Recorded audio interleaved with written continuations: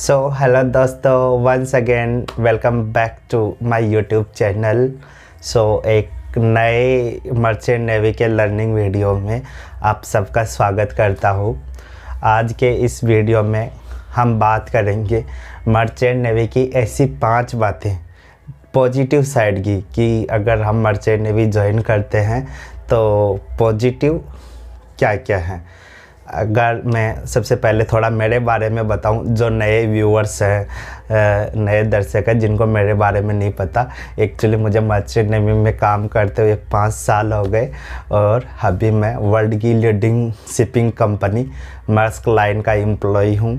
तो आज जो भी हम बात करेंगे, मैं मेरे पर्सनल एक्सपीरियंस के आधार पर, मेरी पर्सनल ओपिनियन के आधार पर, जो मैंने देखा, सीखा या जो फील किया, उसके आधार पर मैं आपको बताना चाहता हूँ।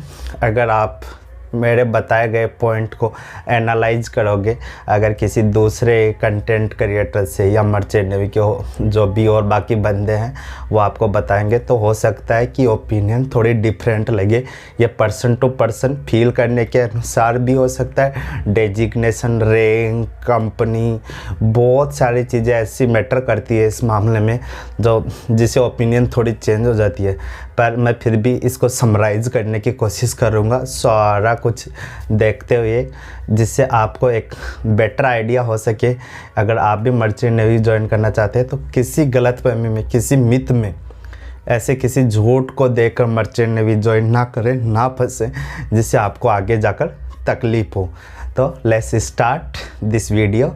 तो अगर आप ऑफिसर कैटेगरी में नहीं जाना चाहते, सिर्फ रेटिंग कैटेगरी जिसको बोल सकते हैं, अगर आप उसमें जाना चाहते हो तो सबसे पहला प्लस पॉइंट, पॉजिटिव साइड ये है कि आपको कोई हाई डिग्री की ज़रूरत नहीं है। आप अगर 10th पास हो या नॉर्मल 12th पास हो, तब भी आप मर्चेंट नेवी ज्वाइन कर सकते हो कुछ 6 महीने का कोर्स करके। तो ये एक इसकी पॉजिटिव बात है। इसमें थोड़ी सी इम्पोर्टेंट चीज़ है, ये नहीं कि अगर आपकी एजुकेशन आपने 10th पास करके आप आ गए या 12th पास करके आप आ गए तो बस सब कुछ सही हो जाएगा।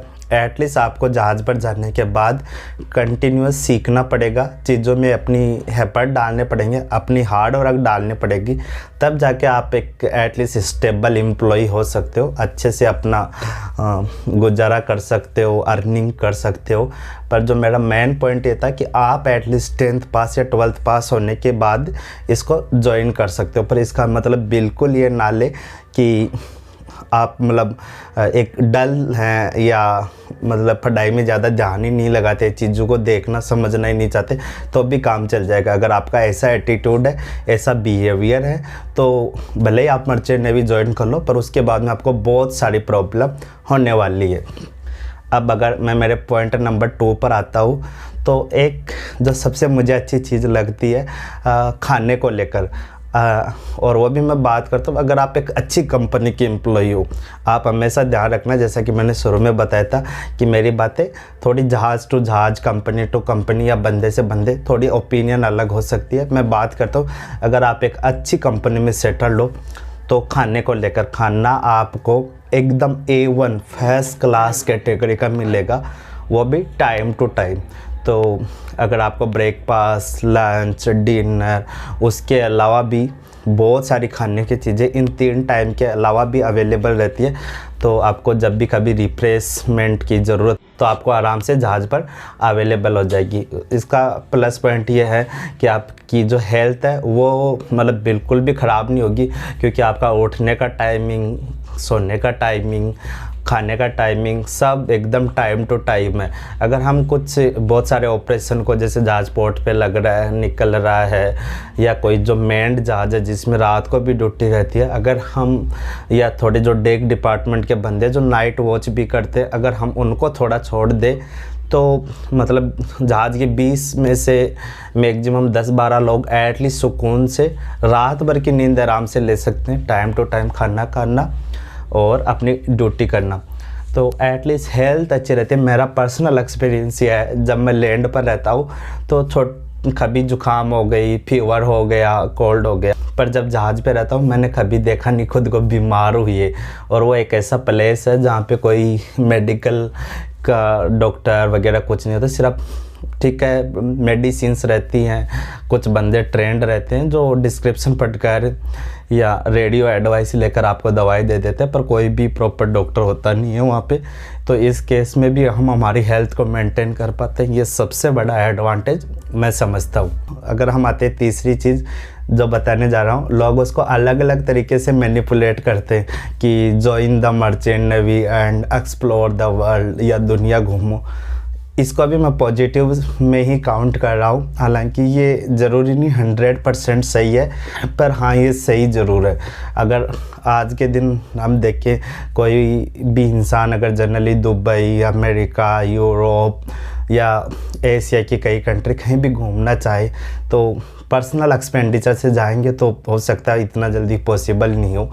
पर अगर हम मर्चेंट नेवी में काम कर रहे हैं, हमें भले ही अपॉर्चुनिटी टाइम थोड़ा मिलता है, ड्यूटी करके जाओ वापस शाम को आओ, 5-4 घंटे मिले, पर हम एटलीस्ट कुछ देख पाते हैं। या कभी साइन ऑफ हो रहा है, साइन ऑन हो रहा है, इस दौरान हमें जैसे 10-10 दिन की होटल मिल गई, जहाज आया नहीं, डिले है, कुछ भी है, तो एटलीस्ट हम उस कंट्री को विजिट कर पाते हैं, वहाँ का कल्चर देख पाते हैं, और वो भी एकदम फ्री में। ऑलमोस्ट आप ये कहो कि कुछ खर्चा तो लग नहीं रहा, सिर्फ टैक्सी का कुछ रेंट लगे हुआ लगा, बाकी तो सब आपका फ्री में ही चल रहा है। Hotel free, flight free, visa सब कुछ फ्री, क्योंकि कंपनी आपको वहाँ पे भेजती है।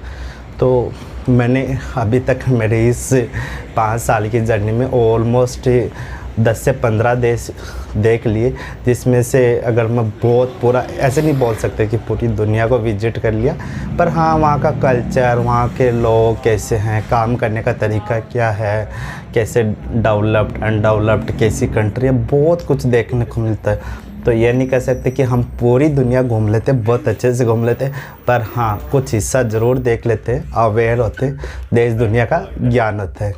तो ये एक पॉजिटिव बात है। उसके अलावा अगर हम बात करें तो वर्किंग स्पेस की, वर्किंग प्लेस की, तो मैंने इसको भी मैं पॉजिटिव में काउंट कर रहा हूँ।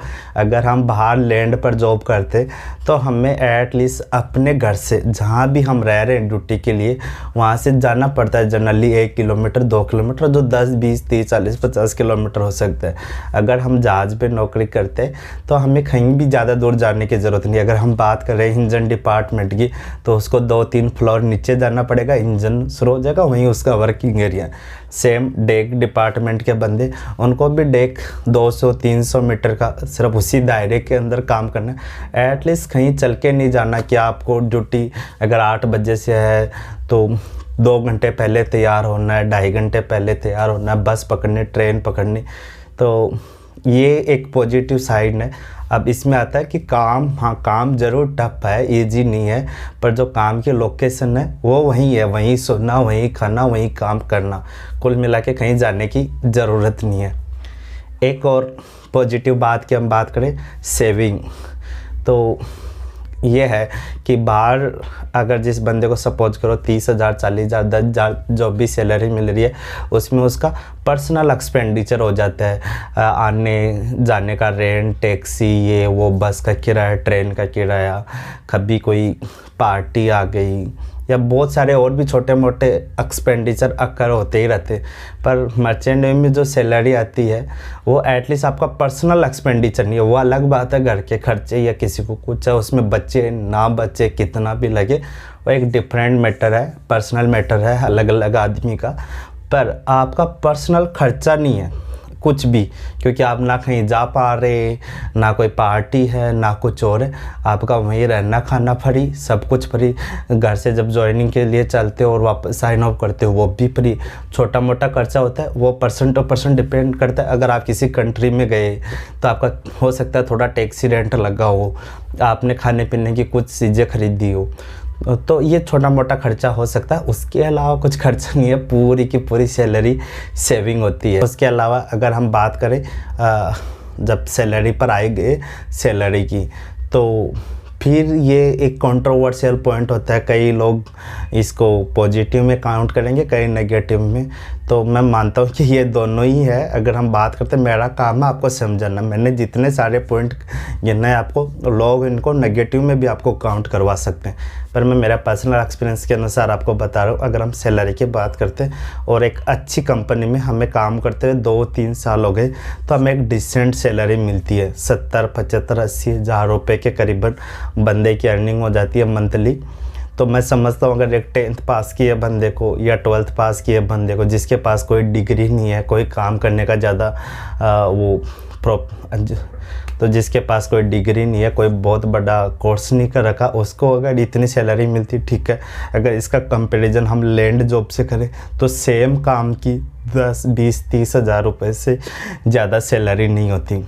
अगर हम इसमें 3-4 साल भी काम करते होंगे तो एटलीस्ट एक डिसेंट सैलरी होती है। हम अपना परिवार चला सकते हैं उतनी सैलरी से सेविंग करके। अगर जैसे किसी को EMI पे नहीं करनी, या जिसके घर पे कोई डेट नहीं है, उधार नहीं है, या किसी को रुपए चुकाने नहीं है, तो वो बंदा अपनी आराम से सैलरी को सेविंग करके अपना काम चला सकता है। अब वही बंदे से बंदे ये डिपेंड करता है। अगर किसी को घर पे बहुत सारे एक्सपेंडिचर हो सकता है नहीं भी सेविंग हो, अलग मैटर है, पर जिसको घर पे खर्चे कम है वो अपना बहुत अच्छी सेविंग कर सकता है। या ऐसा इसको दूसरे तरीके से भी बोल सकते हैं, जिसको किसी अपनी बहन की शादी करनी है या घर का काम करना है, खुद की शादी करनी है, वो भी एटलीस्ट अपने ये खर्चे आराम से निकाल सकता है।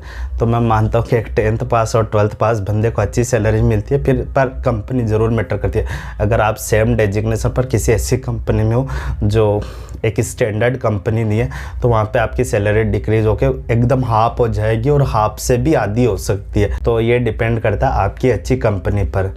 तो ये मेरी साइड से पॉजिटिव एस्पेक्ट था मर्चेंट नेवी ज्वाइन करने का। अब हम नेक्स्ट वीडियो में बात करेंगे नेगेटिव साइड पर। और ये जो मैंने पॉइंट गिनवाए, ये भी लोग नेगेटिव में काउंट करवाते हैं। जनरली जितना पॉजिटिव सुनने में है उतना नहीं होता, इनमें भी थोड़ा थोड़ा ऊपर नीचे चलता रहता है। फिर भी हम कंसिडर करते हैं कि यार एटलीस्ट ठीक है, एक कम पढ़े लिखे आदमी को एक डिसेंट सैलरी के साथ में, जहाँ पे सेविंग भी होती है, अच्छा काम भी चलता है। तो मैंने ये सब कुछ पॉजिटिव में काउंट किया। आई होप आपको ये वीडियो पसंद आया होगा। अगर आपको ये वीडियो पसंद आया तो प्लीज़ चैनल को सब्सक्राइब करो, या ये वीडियो को और फैलाओ अपने दोस्तों तक, ताकि अगर कोई भी देखे तो कुछ मिथ, कुछ भ्रांतियाँ दूर की जा सके। मेरा इस चैनल का मेन मोटिव यही है कि हो सकता है जो भ्रांतियाँ मैंने देखी, जिन मिथ के चक्कर में मैंने ज्वाइन किया, एटलीस्ट वो किसी और को फेस ना करना पड़े, एटलीस्ट थोड़ी अवेयरनेस आए। तो मेरा मेन मोटिव यही है कि एटलीस्ट आप लोगों को अवेयर करना। तो इस वीडियो को ज़रूर लाइक करें, शेयर करें और चैनल को सब्सक्राइब करें, ताकि हम अगले वीडियो में बात करेंगे मर्चेंट नेवी की नेगेटिव साइड के बारे में। Till that take care, bye bye.